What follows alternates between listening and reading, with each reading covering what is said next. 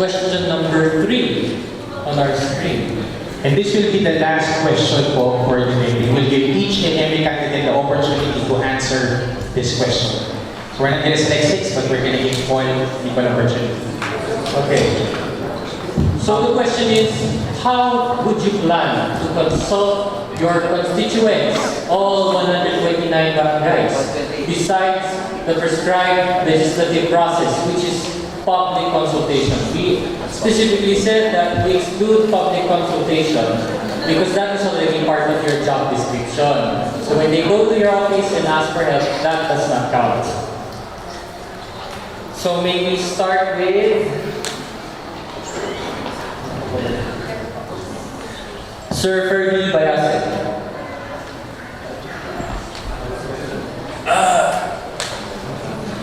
Yeah, like I answered earlier, I believe that the governance of constant consultation with the different barangays is a very necessary part of legislation.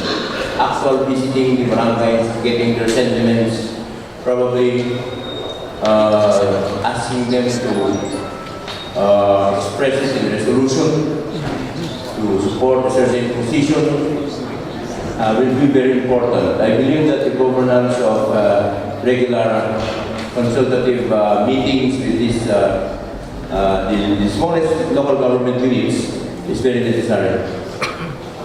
Okay. Thank you, sir. Sir Jojo Kabato?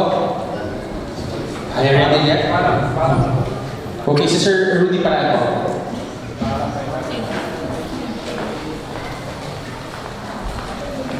The best way is to go to ground zero, where your constituents are. Example, if we are legislating or crafting legislation for senior citizens, there are several senior citizen organizations in the city. You have to go there one by one, ground zero. Okay, salamat po Sir Rudy. Sir Stanford, can you answer for the question? To consult the constituent of the 129 barangays. First is to consult the barangay officials, especially the Punong Barangay, because the Punong Barangay represents each and every barangay respectively, so that by encouraging the Punong Barangay to disseminate the consultation will be much accurate, and it will meet the needs of the intent of public consultation. Thank you, sir. May we now respectfully call upon Ma'am Lalaine Estolas to answer the question. Ang gagawin ko po ay pupuntahan ko isa-isa ang 128 barangays and meet with the barangay officials from the barangay captain up to the barangay kagawad.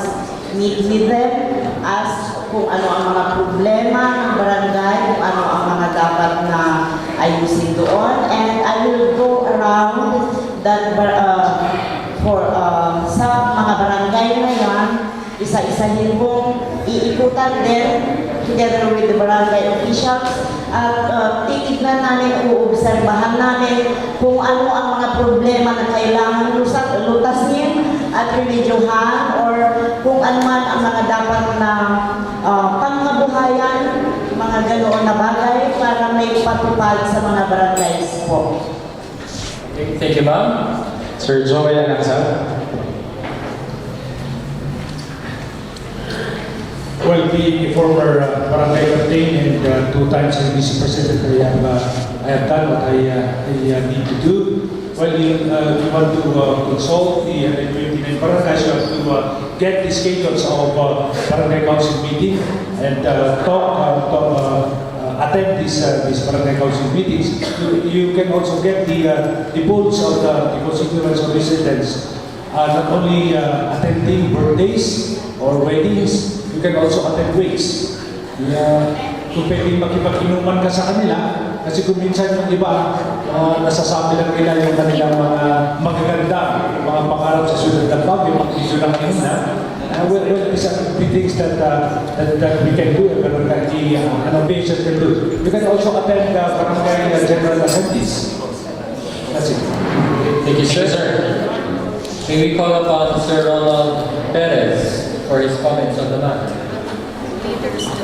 Foremost, I would like to correct the number. It is 128 barangays. Well, as far as how do we plan to consult our constituents, maybe we could propose a measure to ask Congress to amend the local government code, stating there, for particularly on the provision on holding sessions in the town hall. And if we could do that, we could hold council sessions in barangays so that we can actually learn of the programs or the sentiments of that barangay once we hold council sessions in that particular area.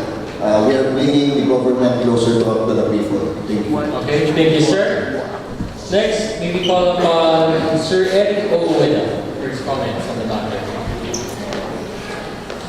We believe in participative and consultative government, not only in the implementation of projects and policy making.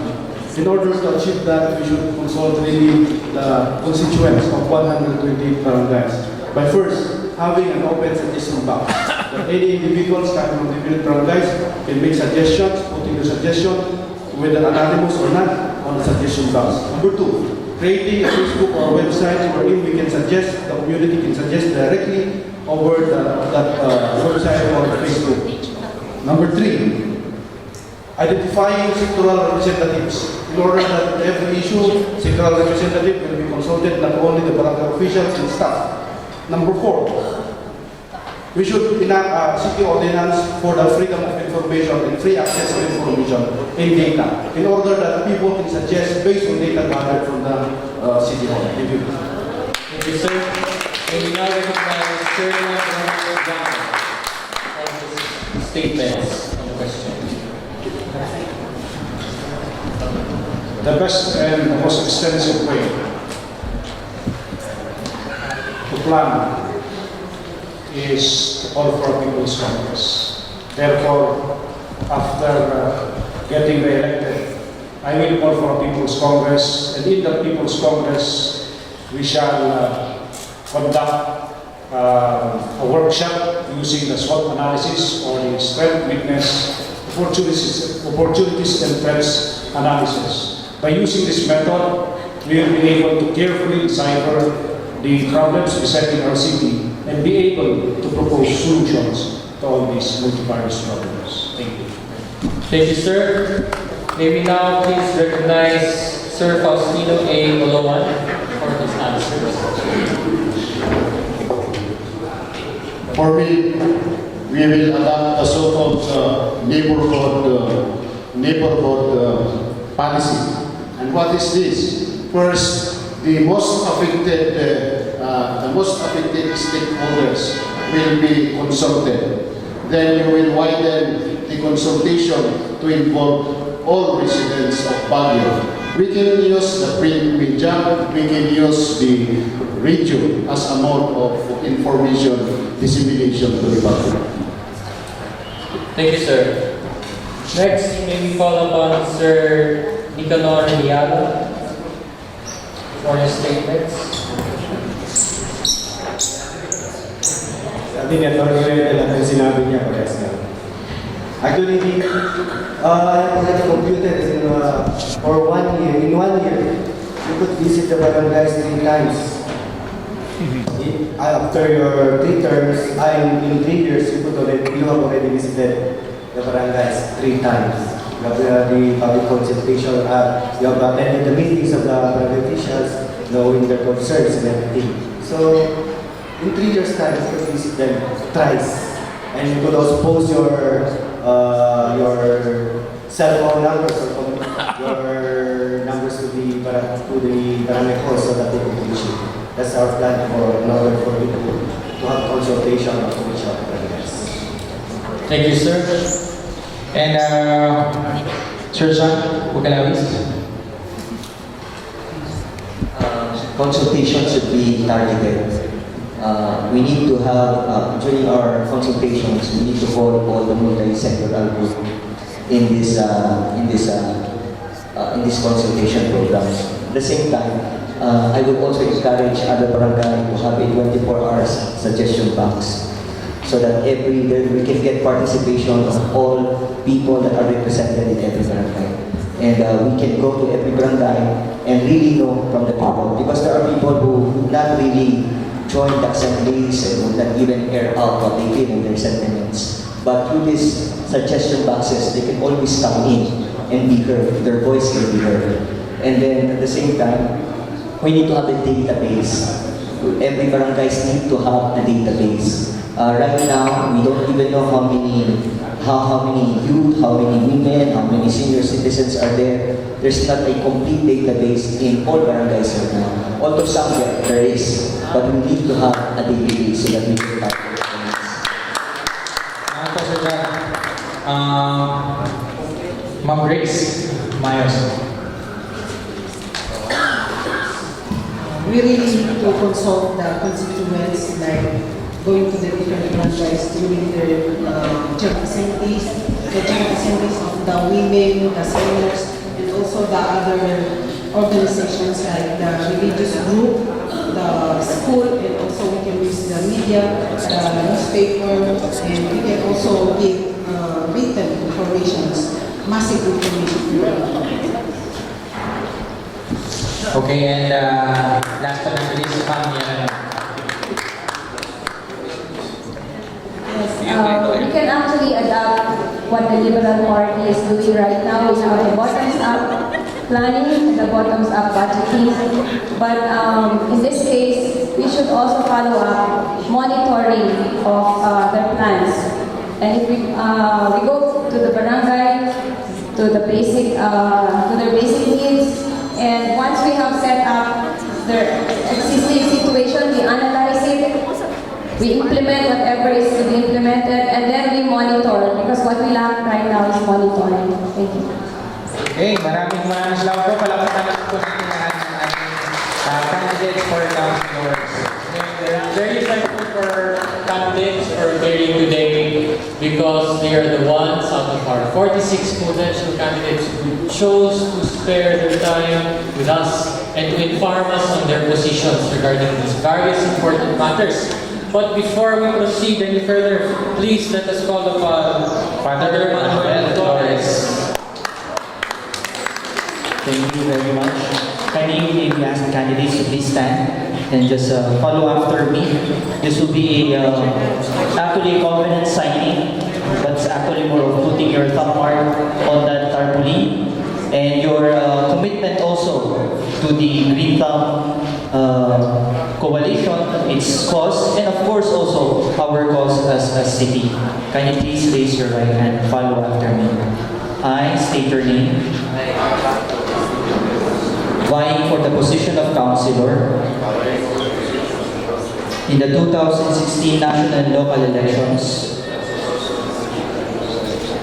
solemnly commit to safeguard the right of the Filipino people to a balanced and healthy ecology, which results in the quality of life of present and generations yet to come. I will ensure that government policies and programs do not support destructive environmental practices that benefit a few interests to the detriment of the community at large. I make a special commitment to a people-centered, sustainable development that ensures food security, human rights, and preserves our country's flora and fauna. for the welfare of all. So help me God. And may we now ask Ma'am to kindly place your thumb mark po.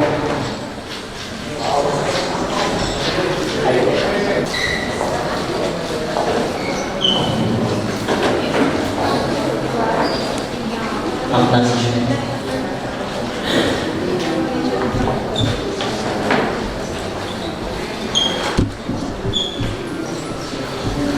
So while they are signing, we are very much grateful to all of you who came over. Thank you very much to the candidates, to the core group and volunteers of Good, the Baguio One Movement, SLU Navy-based Campus, Green Thumb Coalition, ABS-CBN Foundation, Comelec Baguio, Diocese of Baguio, Social Action Commission of the Diocese, the candidates who are here, MPBC DCWP 540, of which we are right now live broadcast, and Titaner Mercado Catering Services para sa food po natin. And for all of you who are here, who came over, maraming salamat po. And hopefully with these practices, we get to know more about our candidates. And for our candidates, your role is very important for the councilors. I hope and pray that you see the importance of your office, and you will help out through, you will be helping greatly in our community development. And with this, thank you very much. Let's have a group picture na po sa mga nandito po na natira. And thank you once again. Maraming salamat po.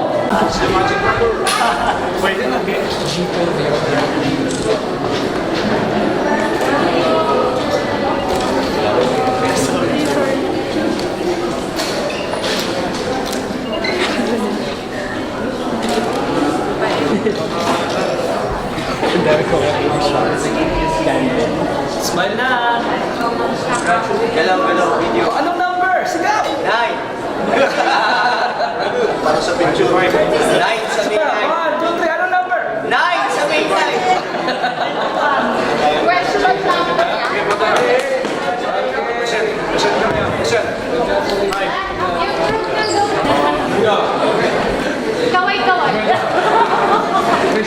Well-being and mobility. So, how do you promote and practice simplicity in your life? Well, the best way to practice this in your life is to show it every day.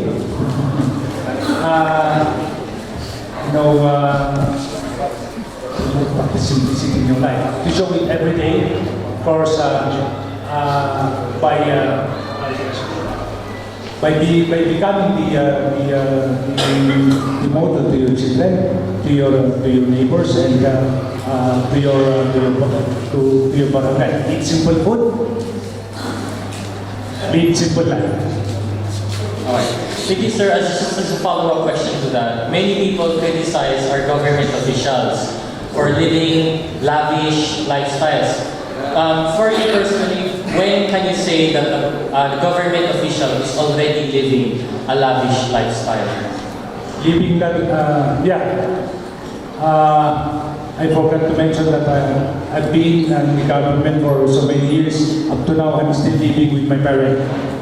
I'm still staying with my parents. We can say that a person is living a lavish lifestyle if he has a big house, he goes to the casino, he has 2 or 3 cars, and and of course frequently going abroad. Those are the things that would show that the person is living a lavish lifestyle. Thank you, sir. Okay, let's have Sir Rowan to pick a question from the fishbowl.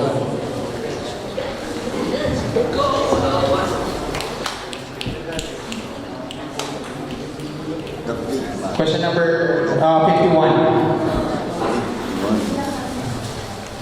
Sir, from the Green Thumb Coalition, sumahaba. From January to March 2016, according to Pag-asa, 20 to 30% of the country is affected by El Nino, with projections that more than 60 provinces or 85% will be affected by the end of this month.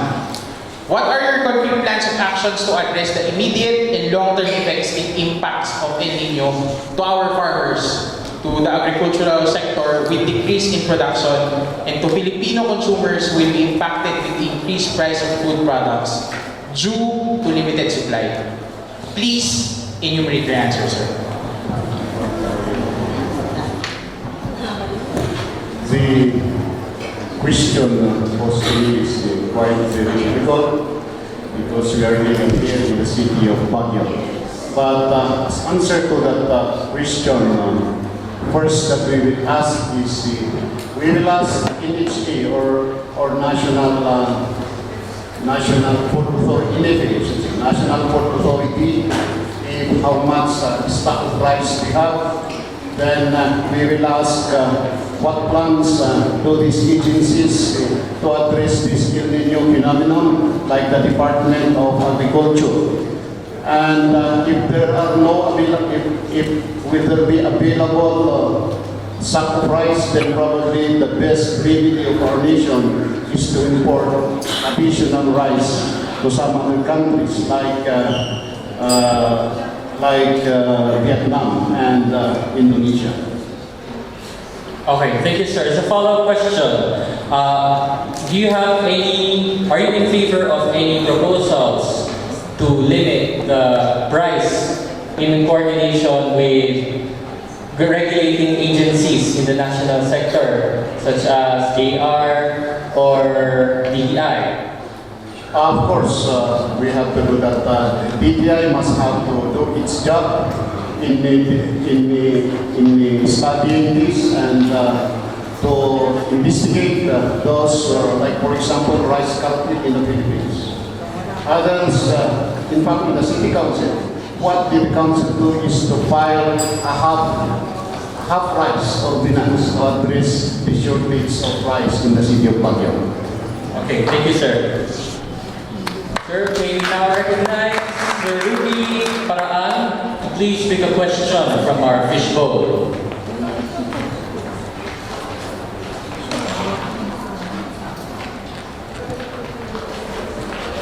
So this question refers to item number 13. Question number 13. The question is regarding well-being and mobility. What activities do you propose for the sustainable development of our communities? Well, I would say that each barangay has a barangay development program. They should stick to that within the parameters of what needs to be done in each barangay. And then that can be compared to the city development plan para mag-jive lahat. And another thing, Bliss is a very good idea because Baguio City is already bursting at the seams. Actually, sustainable development in our city seems to me, as far as I'm concerned, is out of control now. We have to have sustainable development in the city, and the Bliss is a very good answer for that. Okay, sir, as a follow-up question to that, what activities in the Bliss proposal or project do you foresee as answering or addressing the issue of sustainable development? Well, those things will have to be answered by the Bliss components or stakeholders. We have to have a series of honest-to-goodness deliberations para alam natin kung ano ang pwedeng itapon natin sa kanila, ano rin ang pwedeng itapon nila sa akin. But the general idea should be spread out. Okay, thank you, sir. Okay. Salamat po, sir. Ma'am Maylene, Your Honor, would like you to pick a question from the fishbowl.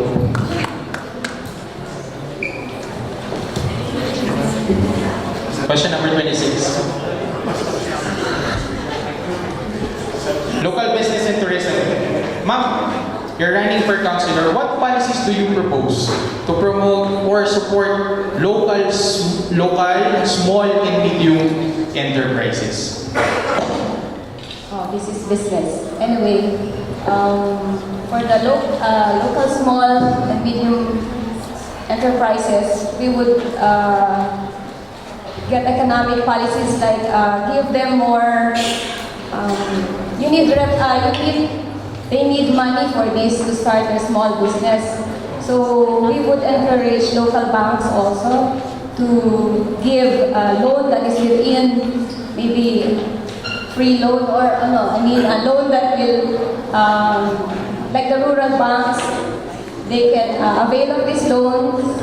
And let's not go into commercial banks at this time for small and medium enterprises because the rural banks would give them a very minimal interest. Okay, as a follow-up question, ma'am. So I take it you're talking about microfinance. Oh, yes. When we're talking about microfinance, how will the city council support any microfinance resolutions or ordinances? How do you envision the city acting in coordination with microfinance institutions? Yes, we can give them tax incentives probably for the banks or other incentives that would help our small and medium enterprises for their microfinance. We give the banks incentives. Okay. Thank you, Ma'am. Okay, babalik tayo dun sa yes or no. Bibilisan natin. Pag bitaw po nung tanong, just simply raise your hands. Okay po? Raise your hands. Yes or no lang siya. Okay? And we'd also like to know kung in favor po yung crowd dun sa tanong or hindi. So i-involve natin yung mga nandito ngayon para malaman natin kung yes or no rin ba sila. Okay? Yan. So let's first move on to RITMT or Roadside Inspections Testing and Monitoring Team. As you all know, the SEPMO conducts separate sonic emission testing. This is completely separate from land transportation offices as regulated by the national government already. So, should we continue this activity or scrap it? Because for many people, they see it as a potential avenue for other red tape or bribery, etc. So, please, who are in favor of its continuance, please raise your hands. We have? Yes, we have Sir Pagalawi sa yes, scrap it po. Continue. Continue. Si Ma'am Yaranon, continue rin. Si Sir Cabato, continue. Si Ma'am Estola, si Sir Alangsab, Sir Bayan, at saka si Sir Yaranon. It's continue plus Sir Paraan. Yes. Kayo po ba, in favor kayo, so familiar po ba kayo? Ito yung bigla na lang kayong nakasakay sa seat, bigla na lang may paparan. So, of course, those who are in favor of scrapping, who are not in favor, please raise your hands. What? So we have scrapping. Yung mga tao po ba, in favor sila? So we have those are not in favor. We have Ma'am Kuyaos, Sir Aloha, Sir Ueda, and Sir Niala. Okay. Yung crowd natin, scrap ba? Or tutuloy natin. Scrap. Okay. Scrap sila. Okay. Next, let's talk about higher tax on vehicles that are over 5 years old. So kung yung mga vehicles niya 10 years old na, should we have higher tax on vehicles that are over 5 years old? Who are in favor? Taas po ng kamay. Taas po ng kamay. Sir Cabato. We have, sir, higher tax on vehicles which are over 5 years old. Higher tax on vehicles which are over 5 years old. Who are in favor? Sir Cabato. Who are not in favor? So we have Ma'am Pistola, Sir Lansab, Sir Perez, Ma'am Yaradon, Sir Ueda, Sir Aloan, Ma'am Kuyaos. Sorry. My apologies. Sir Bagalawis, Sir Sir Niala, and Sir Paraan. Okay. Ito ba medyo controversial? Yes or pag yes po, taas ang kamay. A short-term solution, no garage, no vehicle. Either you have a car, taxi, jeepney, truck, or bus. Yes or no? I'm talking about even private residences, okay? That is the understanding of the organizers. Even if you have a house, wala kayong garahe, dapat wala kayong sasakyan. Pag yes po, taas ang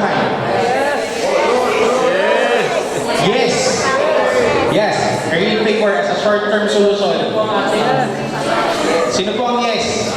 Yan, si Sir Bagalawis, si Ma'am Grace Mayos, Sir Olowan, Ma'am Yaranon, we also have Sir Cabato, Sir Bayasin, and Sir Paraan, Sir Nyala, and Sir Okay. And so of course, those who believe otherwise, sino po? So we have Sir Weda, Ma'am Escolas. Anyone who has no particular stand on the issue? No one. So next, Yung mga tao po, okay po ba sa inyo yan? No car? Wala po. yes, no garage, no car now. Yes, yeah. No car, no garage, no car. Next. So, next question po for our candidates. Can you, in your first 90 days, institutionalize the process of election recall? So let's explain this. Sometimes we are asked to sign the covenant, right, that we will deliver on our promises. So what if after 6 months, let's say, or 90 days, you have failed to deliver on the most basic promises which you have set out on your campaign or during your campaign? In your favor, are you in favor of institutionalizing a process of election recall? Para matanggal election recall, ibig sabihin, natanggalin natin yung mga kandidato na nanalo na hindi natupad ang kanilang mga pangako. So are you in favor of that or you're not in favor of that? Who are in favor of institutionalizing this process of election recall? Please raise your hand. May yes na rin. Sir Bagalawis, si Ma'am Mayos, Ma'am Grace Mayos, Sir Olowan, Sir Weda, Sir Stanford, Sir Yala, and Sir Bayasin. And who are not in favor, please raise your hand. So we have Sir Alangsao, si Ma'am Yaranon, we have Sir Paraan, and we also have Sir Cabato. who have no particular stance or comments on this issue. Sino proud natin?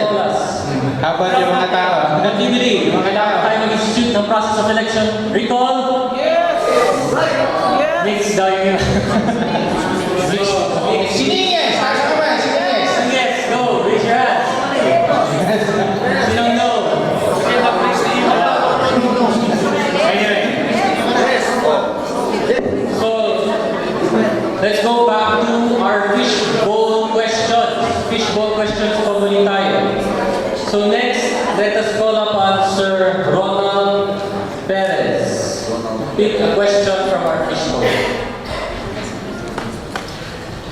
Sila na po sasagot dito, hindi na po involved yung crowd. Sila Bakit na po Later po ulit pag may yes or no tayo. So our item refers to question 21. Question 21. So this refers to heritage. What are your proposed guidelines, sir, for a city ordinance to protect indigenous cultural practices? Well, as far as our proposed guidelines for a city ordinance to protect indigenous cultural practices, for one, we have the NCIP, or the National Commission for Indigenous People, and we have the IPRA law, where we are drawing our IPRA rights, or Indigenous People Rights Act. And with that, the text of a valid ordinance or resolution entails that we must pass laws, not contrary to national laws. And since we have a national law, or the IPRA Act, we will just implement the same or localize the same for us, for it to be very applicable to our jurisdiction here in the Cordilleras. That's what we would like to do. We would make it more responsive to the needs of the people, mostly the indigenous cultural communities. Okay, sir. Just as a follow-up question, so how do you plan to reconcile the anti-MOMA ordinances given that the chewing of MOMA is seen as a cultural practice? Well, as far as that is concerned, we have some very more important aspects here, as we can see. The anti-MOMA ordinance really points to the health issues or health concerns relative to speeding everywhere. Well, it's not against a culture, but it is also promoting health and health consciousness for us not to spread diseases caused by speeding everywhere. Okay, thank you, sir. Sir, now may we now, Sir Nicanor, Yala.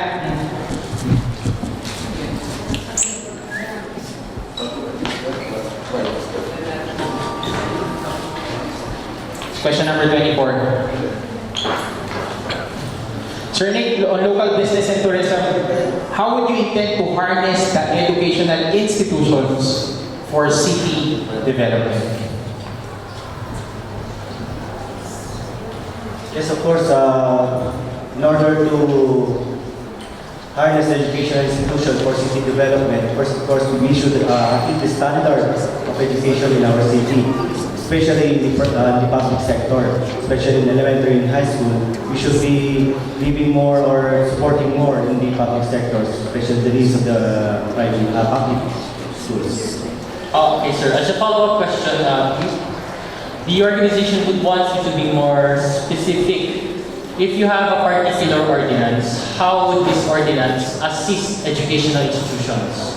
I think if we could implement, give assistance to the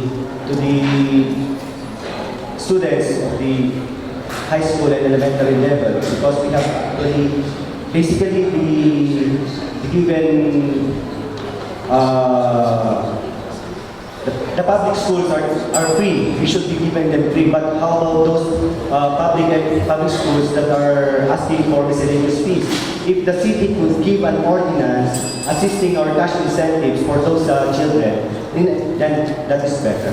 Okay. Thank you, sir. Now may we call upon Sir John Bagalawis.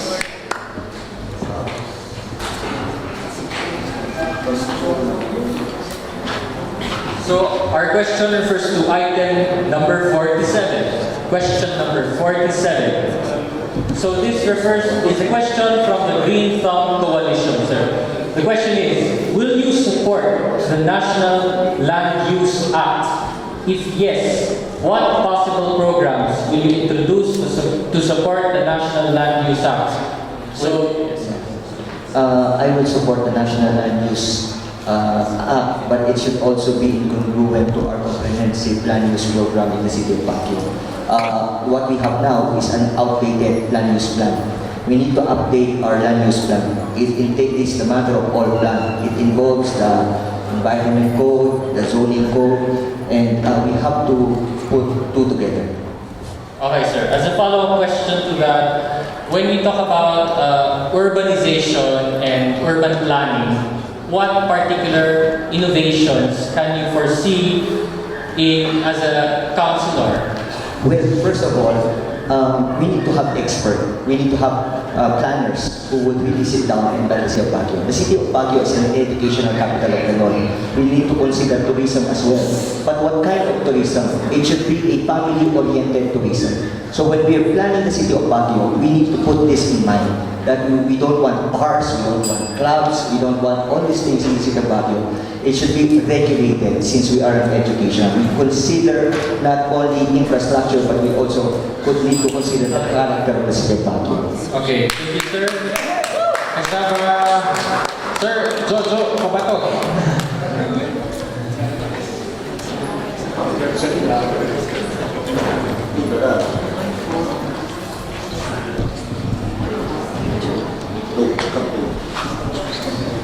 Question number 30.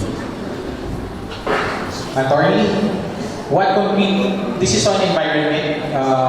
What concrete measures do you propose to ensure the sustainability of water sources and delivery services in the city? Well, number one, is the protection of our remaining water sources. And they already have been identified. We should put the necessary protected facilities to guard that. And of course, the usual saying that we should plant trees, but we should go and always maintain its situation that is growth to maturity. So that's how we can also open our water resources. And of course, continue to ask to fight for this ordinances and partner with our partners. On delivery services, as mentioned by Councilor Joel Alangsab, yung mga amnesty, para mag-deliver na natin dun sa mga tao dun sa Okay, as a follow-up question, if, for example, there are squatters in watersheds, what is your position and what do you plan to do regarding squatters in these watersheds? Let us give them a better option of relocation. Your option is? Relocation. Relocation. What we always say, informal settlers, not squatters. Okay, thank you po. Next, we would like to call upon Sir Stanford Ham.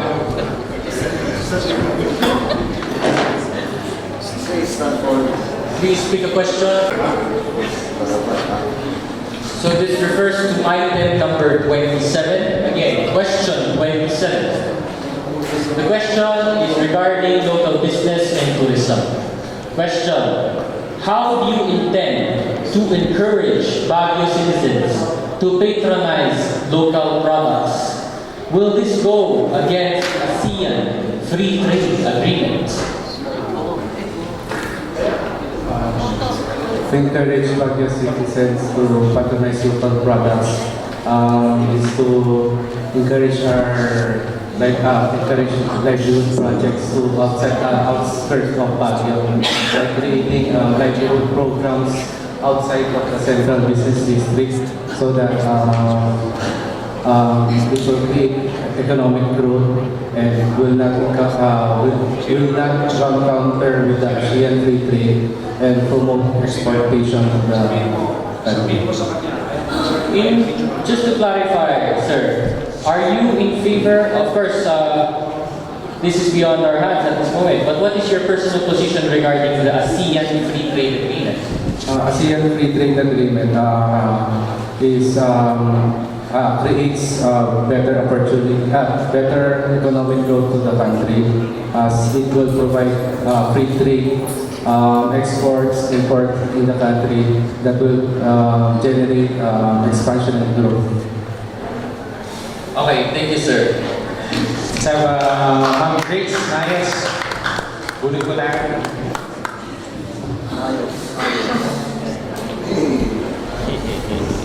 Question number 44. Ma'am Grace from the Greentown Coalition, will you support the passage of the Forestry Resources Bill? If yes, what programs will you create to support the FRB? Yes, I will support the Forestry Resources Bill, and I would like to encourage people to plant trees. Also, the farming, and we will look at the barangays who have areas for gardening, like Santo Tomas, like the other barangays still have areas. So our forests will be reserved, and we should encourage the food that has no pesticides, the organic vegetables, for us to be more healthy, and for the people of Baguio to be more healthy. Okay, as a follow-up question, ma'am. So in general, our Forestry Resources Bill talks about the classification of forests to a broader extent. Now, in particular, what specific programs do you plan to support this bill? Fencing of the forest reserve areas, we should protect. Okay, thank you, ma'am.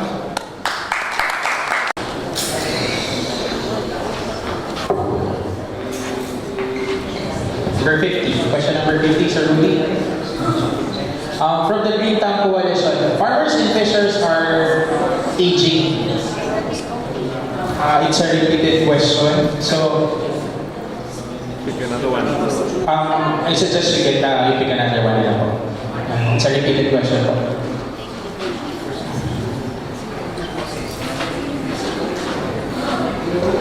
Question number 23.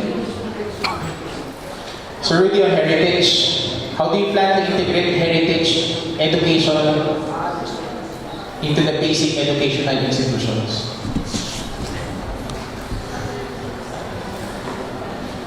Well, probably we need to create the subject on heritage integration, on heritage education, on heritage preservation, so that our youth will be more informed and understand the importance of this heritage.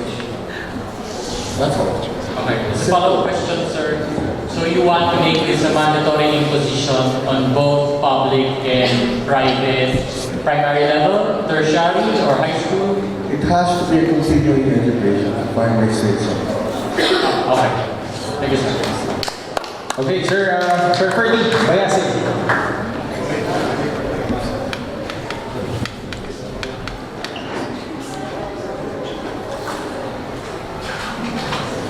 So this question refers to item number 25. Question 25. This is on local business and tourism.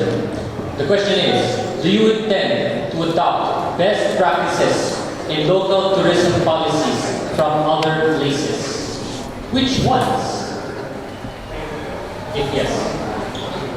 Oh, yes, why not?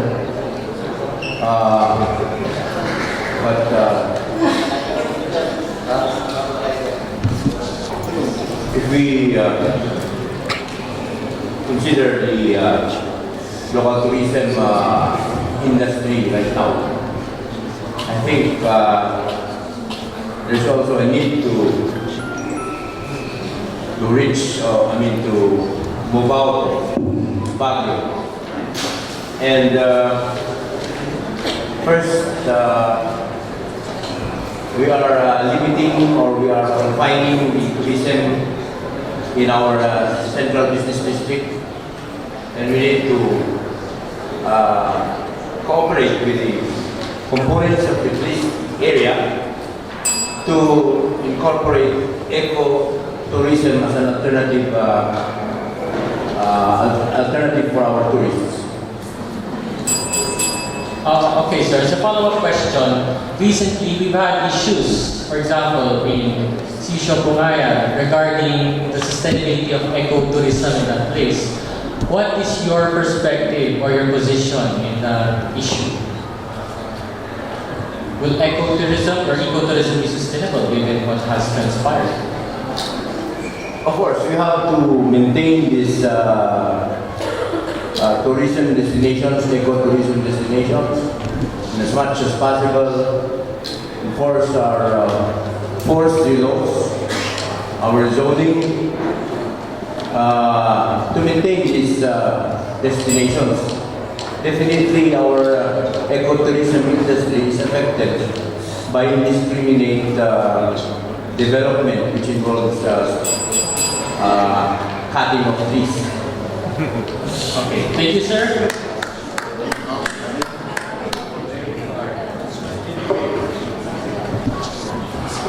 Okay, dun po sa common questions, instruction for our organizers, we'll ask 6 from our local candidates to answer this question. Number 2. So, may we ask our candidates to please look at our PowerPoint presentation. Kindly look at the figures.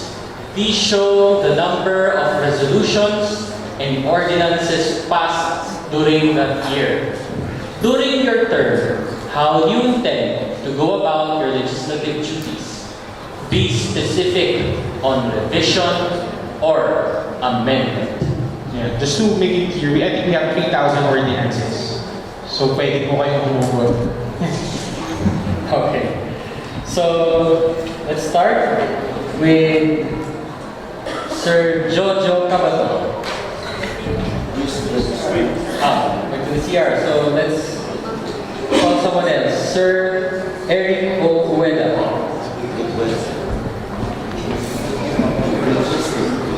Well, basically, when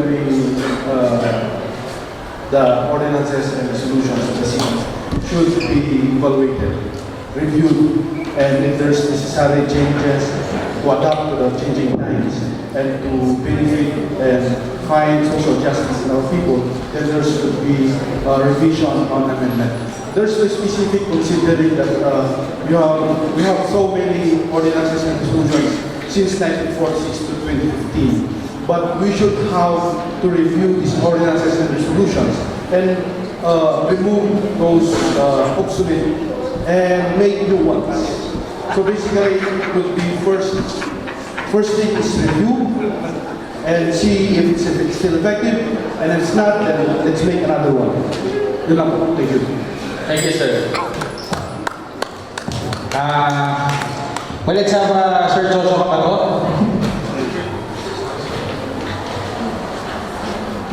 Yes, as I said earlier, I am doing extensive reading and reviewing of the amendments. And of course, my advocacy is on health and the environment. So as far as I'm concerned, we are trying to merge these ordinances so we can come up with just one or two that will address a specific scope of when it comes to health and environmental issues. Sir Kapato, meron na po ba kayong nakitang ordinance that you feel you're thinking of probably revising or putting an amendment on? With regards to the health delivery system here in Baguio City, we should revisit the functions of our district health centers and how we can address the growing number of dialysis patients here in Baguio City. And one of the ordinances to be brought out by yours truly is to establish the barangay dialysis centers here in Baguio City as to so that we can decrease the amount of patients in PGH. Okay, sir, thank you. May we now call upon Ms. Daling Estolas for her response. Well, ever since when, before I submitted my candidacy, it has already been my plan to go over these resolutions and ordinances, review them. Dahil pag may makita po akong yung mga dapat na mabago, maamendahan, or ma-revise, I will do it. Dahil marami po ang alam kong mga ordinansa at resolutions natin na sobrang nakakasakal sa mamamayan and they need to be revised or amended. Yun po ang gagawin ko. Do you have any specific ordinances in mind? Or Well, I am a businesswoman. I am a trade fair and event organizer. And ever since 2005, I have been submitting almost yearly my events for approval in the City Council. That is why I have observed their discussions, how they go discuss my proposals of my events. Doon po, nabago po yung trade fair ordinance noon, way back 2005 up to ano. okay, thank you. Can I continue so I can... Just wrap up. May na-revise po yung ang gusto, may nabago po lately some years, 2 years ago, yung sa trade fair ordinance na prohibiting all government-owned, government-operated lands and properties for events. Okay, thank you, ma'am. So, for our next candidate, may we call upon Sir Faustino A. Oloan. Please answer our question. As I look at those figures in the board, I am part of that legislation. From 2001 to 2007, I am a member of the City Council.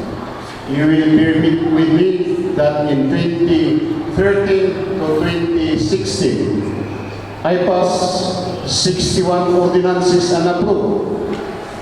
I passed 19 resolutions unapproved. If you look at the video in 2015, which shows that 63 ordinances were approved, 61 of that ordinances is introduced by the undersigned.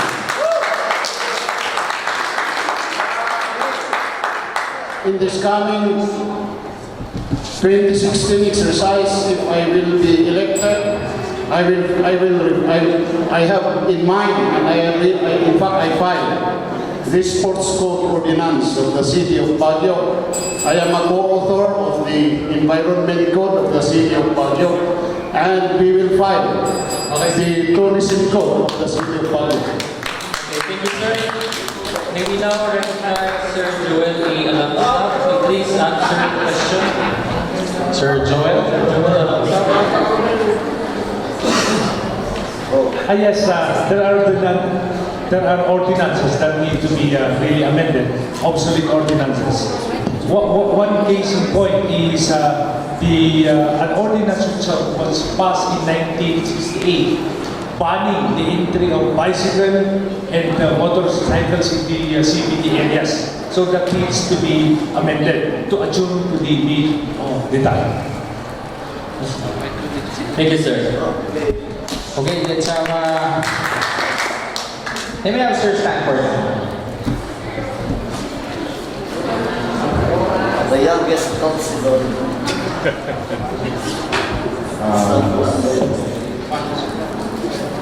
Sure po dun sa na-review nyo na ordinances, specifically, anong doon yung feeling nyo kailangan na revision or amendment? Could you be specific with the ordinance as well? Para din malaman din ng tao. Based from the data, we have this resolution, 319 resolution, and 60 ordinance. So I'm in favor of amending the resolutions which are not applicable in the changing times for now, and reviewing it and to make it as an ordinance as to have a binding effect in the city of Baguio. Particularly resolution about the staging traffic ordinance, where the provincial chiefs or provincial buses cannot stage within the central business district. I think we should amend and review the ordinance. Thank you, sir. So that is... Okay, we'll now go back to our fishbowl questions. So for our next candidate, may we call upon Sir Ronald L. Perez.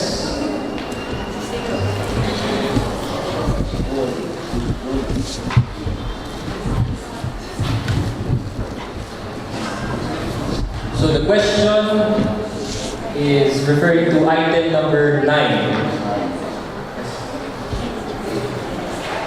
So this is about community participation. How will you initiate socio-economic cultural mapping to appreciate the significance of the barangay to the city? Well, I will initiate socio-economic cultural mapping to appreciate the significance of the barangay to the city by actually going to the grassroots level. Well, every barangay has a distinct demography as compared to the other barangays. And a solution to a concern in one does not necessarily apply to the other. That's why it is important to have a socio-economic cultural mapping for us to understand where they are coming from. And if we are to improve the barangay at their lowest level, at their basic level, well, we can have an improved barangay, city, if we put them all together. That is how important socio-economic cultural mapping is for us to see, to really emphasize the significance of our barangays in this city. Thank you. Sir, as a follow-up question, how do you plan to reconcile those potential conflicts in socio-economic and cultural aspects in the barangay or in the grassroots? How do you plan to reconcile conflicting views and ideologies in the barangay in your process of mapping? Well, we can actually, in that mapping, we can place like for example, we can identify some other place where the cultural minorities really are, a large number as compared to the other socio-economic, other persons with other socio-economic aspects. Okay, thank you, sir. So, for next question, let's have Sir Weda.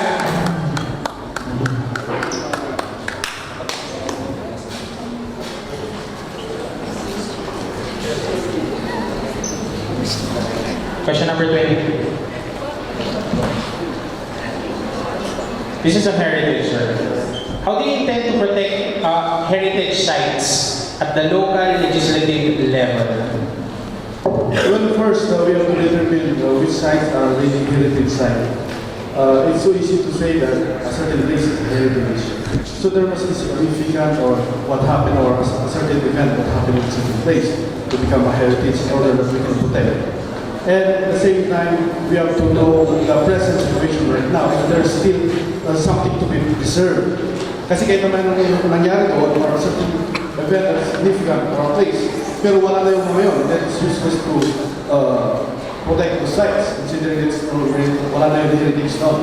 But on those sites that meron tayong heritage that is still preserved, then we should have to localize we have to make an ordinance protecting it, but removing it from the ambit of land applications. And the project should be implemented only after proper dialogue with concerned people or affected individuals. Okay, just as a follow-up question, sir. In terms of heritage sites, to clarify your position, are you in favor of banning visitation on designated heritage sites, or will you allow ecotourism in designated heritage sites? Well, we should hold heritage site to be a tourist destination site, considering that we cannot appreciate a heritage site if we cannot go there. So I'm for tourism, preservation of heritage site, and at the same time there's a tourism on it in order to provide livelihood and income for the city. And at the same time protecting the site. Thank you, sir. For our next question, may we please recognize Sir Leandro B. Yanots to take a question from our fishbowl.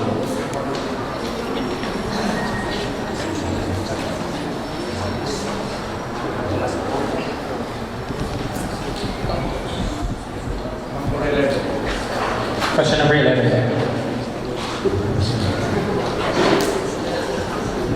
Sir, on governance legislation, what ways do you propose to campaign for freedom of information and promote voters' education?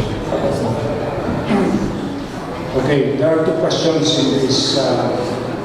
This is a two-pronged question. One is on what ways do you propose to campaign for freedom of information, and the second one is to promote voters' education. On the first question on how to campaign for freedom of information, I would say that we should involve all the media, meaning the tri-media, in this particular undertaking. And we can reach out to the far-flung barangays, not only in the CBD of the city of Baguio, we involve the mass media. Second, in the promotion of voters' education, we can personally, on a personal level, help educate our voters on their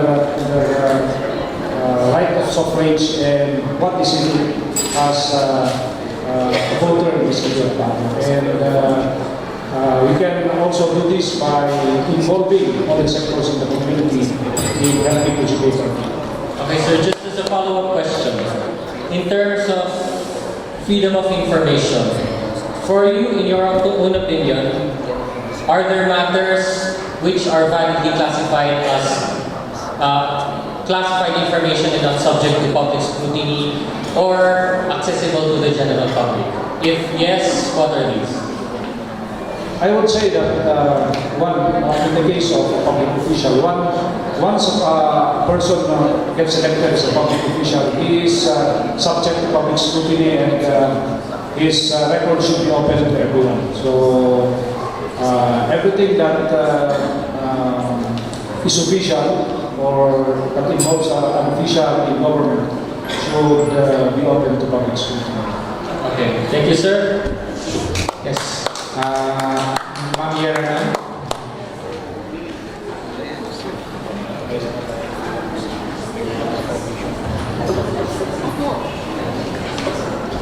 Question number 17. On land use and zoning. Ma'am, what are your considerations, identification of high, medium, and low intensity development zones, and high or low impact zones?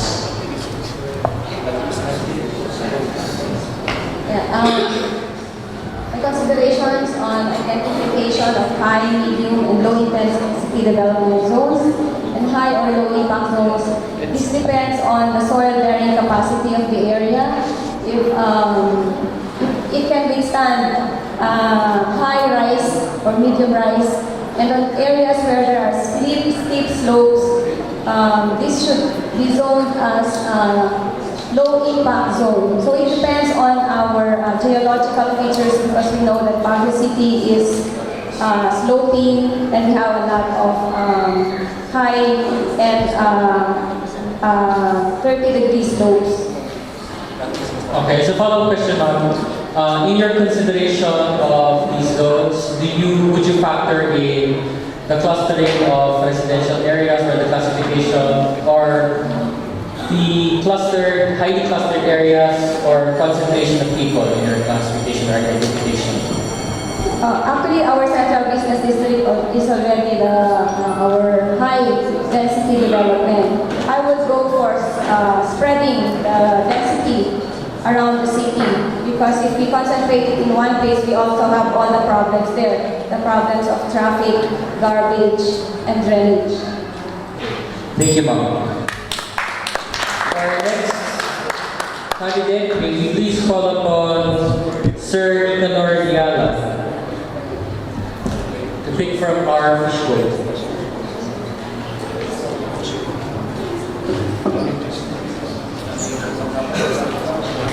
Okay. Our question refers to item number 52. Question number 52. And this is from the Green Thumb Coalition. El Nino and La Nina are becoming more frequent, intense, and with science can now be predicted more accurately.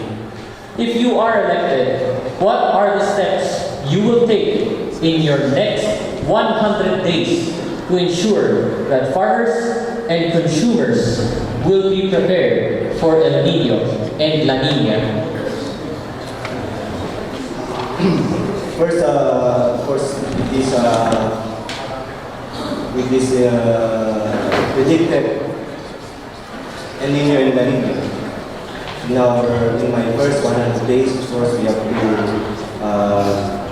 make the plant more trees. In my first 100 days, we have to go with the agencies, proper agencies, coordinate with the agencies, and talk with the farmers, what will be their suggestions in order for us to learn from them. Okay. As a follow-up question, sir, do you believe that our farmers are now properly equipped with the knowledge on combating the El Nino and La Nina and El Nino phenomenon? Yes, I think some of them are knowledgeable already in this side in the because of what the government are helping introducing to them. Okay. Thank you, sir.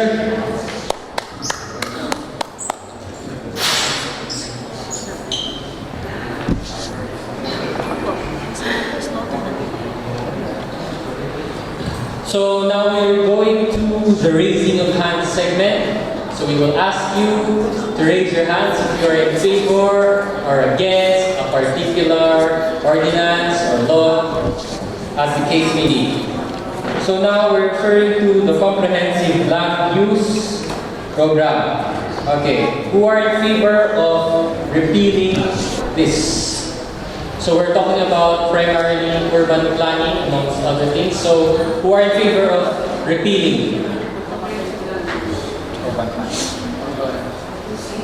None? Who are in favor of creating a new one or revising a new one, creating a new one? Sir Stanford, and who are in favor of amendments? So we have almost everyone else. Basically, that's everyone else. So, how about our crowd? What is your opinion? Our crowd? Amen. So the crowd is in favor of amendment.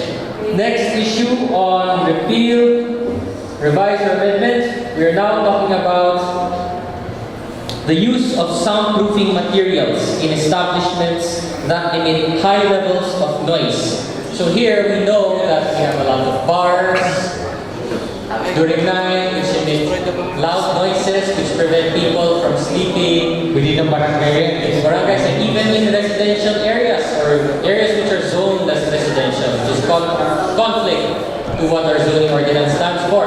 So, what is your position? Do you agree to mandate the use of soundproofing materials in these establishments? Do you have a show of hands?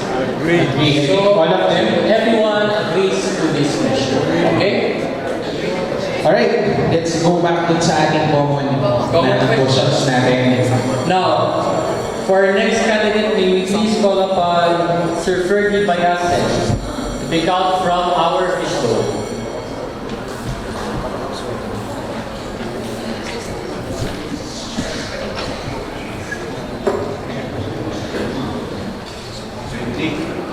Question number 20.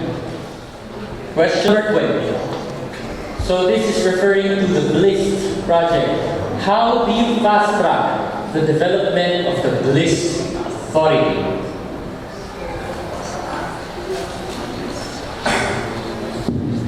I believe that this is an act of Congress, but the Council can come up with a resolution in full support of this direction. We need to have a thorough, comprehensive education, a study on the importance of this, and educate the component municipalities so that we can have a common agreement that to move forward, we really need each other. We need the municipalities of Benguet as much as they need us also. So,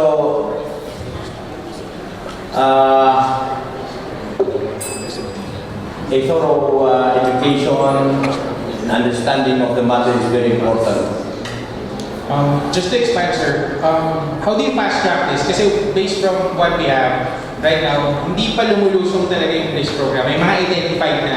So to make this a reality, how do we fast track this? What things do you have in mind? Of course, we have to convince the member municipalities, including Baguio, and come up with a convention to emphasize on the importance of this direction. Na hindi ito for the sake of Baguio only or for the sake of one municipality only, but together can move forward and develop our resources. Thank you, sir. Of course, just for our crowd, when we talk about our BLIST authority, we're talking about Baguio, La Trinidad, Baguio,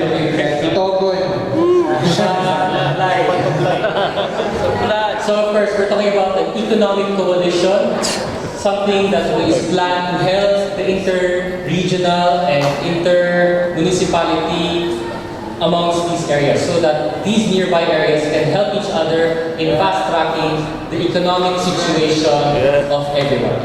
So, now with that in order, may we now call upon Sir Rudy Paraan to take from our fishbowl.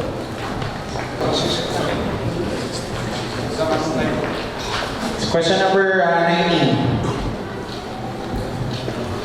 Sir Rudy, it's also in relation to police. What will be input for the multi-sectoral police authority, sound policies and projects that have already been identified?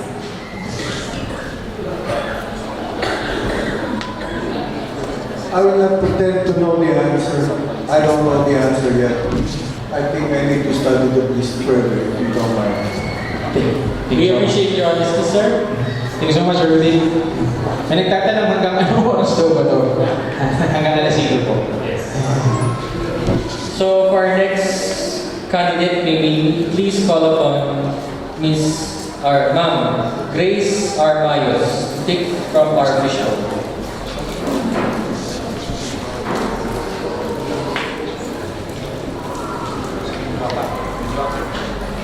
Question number 53. From the Green Cup Coalition, Baton, Grace. And agriculture remains to be among the biggest contributor to the country's GDP. The April 2015 Labor Force Survey showed that agricultural employment is the second largest group in the country's workforce. However, the government support to the agricultural sector, especially to the small farmers, remains to be inadequate, resulting to low farm production, low market prices of farm produce, poor post-harvest facilities, indebtedness, and to a large extent, making them more impoverished. So if you become a city councilor, how will you target indebtedness? Please enumerate both your answers.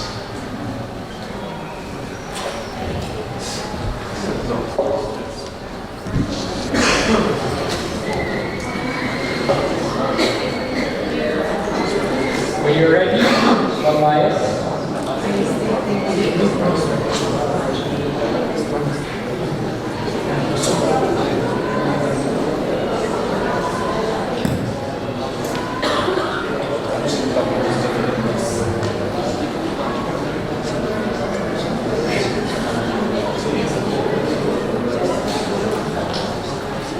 Maybe we have to study how to pay the business, and we have to really call the committees in charge committee so that we can study how we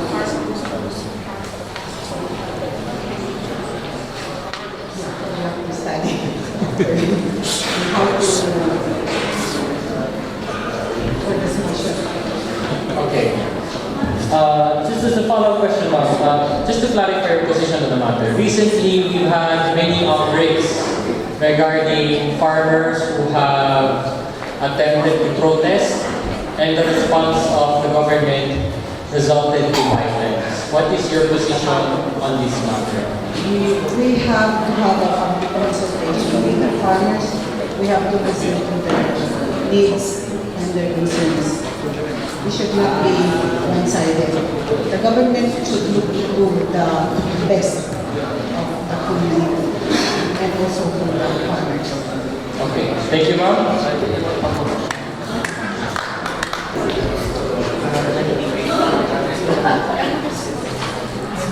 So this is question number 6.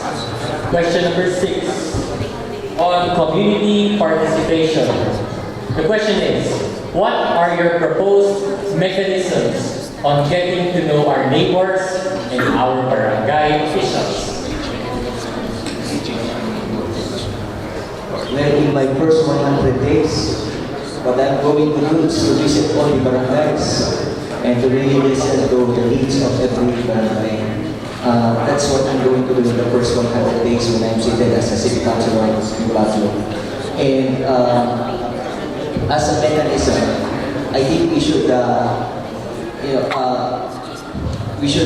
really, a while ago, we were talking about the mapping in every barangay.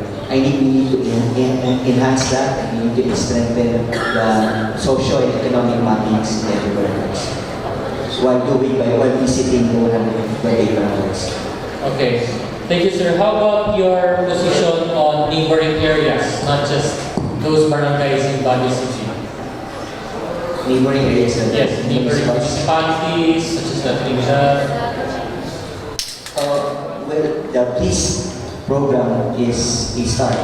I think we need to continue to have dialogues with the municipalities, know their programs and other municipalities program, and we need to work together for a, what do you call this, bird's eye view program for the whole police. Thank you, sir.